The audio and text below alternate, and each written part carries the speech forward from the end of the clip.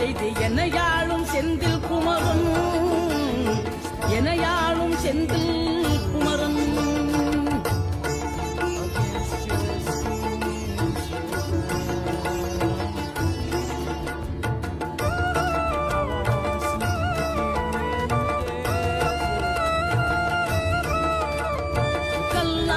கிடந்த மனம் பூவாக மலர்ந்த விதம் கந்தாவும் கருணையன்றோ. நாம் எல்லாம் இழந்த பின்னும் ஜீவன் இருப்பதிங்கே வேளாவும் அருளான்றோ.